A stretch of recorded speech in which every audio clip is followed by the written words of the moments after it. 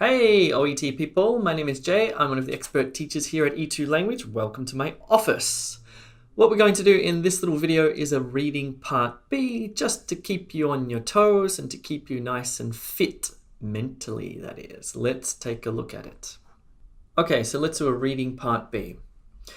Okay, so how I want you to approach this question is, firstly, I want you to read that question prompt that says, the guidelines for patient consent says practitioners should try to what? Okay, I want you to skip the answer options.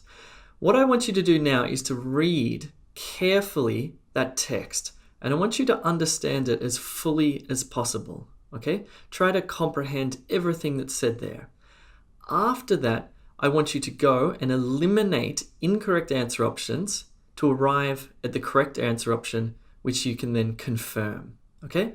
You have 2 minutes to follow that pathway. So, question prompt to text, then to answer options. Your time starts now. You have 2 minutes.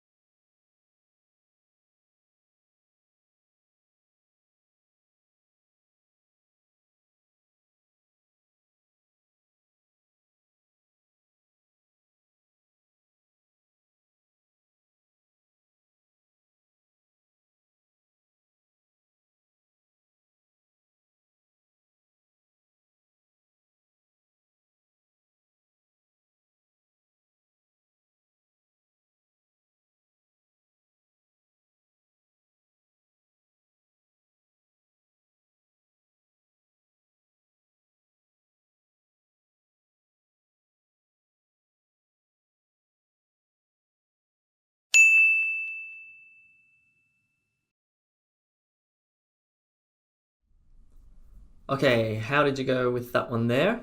Let's take a look at the answers. But before we do, if you're watching this on YouTube and you're not yet a subscriber to our YouTube channel, make sure you do click that subscribe button. And better than that, if you do require some OET preparation, like good online practice materials, etc., go across to e2language.com. You can sign up for free. You'll get access to some live classes and some practice test material, etc. So check that out on the website. All right, let's take a look at the answer.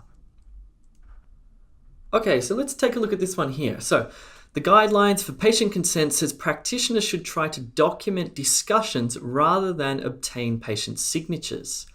Well, it says here in the text, a signed document is an example and easier to demonstrate, but an informative and well-documented discussion with the patient may equally satisfy this requirement. That word there, equally, means that A is incorrect because documenting discussions rather than obtaining patient signatures contradicts what is written in the text. So we're not going to select A. If we look at B, so practitioners should try to get the patient's consent in writing for legal reasons. This directly contradicts the text. It says there is no legal requirement for consent to be written. It is merely prudent. So we can eliminate B. Now let's just confirm that C is actually correct, considering we have eliminated 2 answer options. Practitioners should try to limit the assumptions they make about patient consent. And if we see in this third paragraph here, it says, care must be taken to not overestimate the scope of that consent. So that is directly in line with that answer option. And if we continue reading, it says, it is reasonable to infer patients' consent to their health records being collected and used during repeat consultations. However, this consent would not necessarily extend to the disclosure of that information to third parties, such as including health summaries within referral letters. So the answer there, C, is correct. Practitioners should try to limit the assumptions they make about patient consent. Cool, and while we're on that, if you haven't yet taken our mini mock test, you should think about doing that. This is a great tool if you've never taken the OET test before and you're unsure what your score might be, or you might not be sure if you're ready to take the official test or not.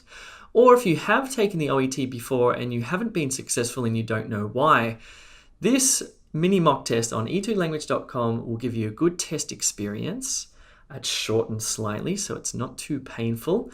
It will give you really good reporting metrics on your performance according to each of the subtests. And most importantly, you're going to actually get feedback on your writing and speaking from our expert teachers. And the speaking actually includes a one-on-one role play. So do check that out. Cool. How did you go? Hopefully you did well. Yes. Thanks very much for watching. If you're on YouTube, hit subscribe, but more importantly, check out e2language.com. I'll see you soon.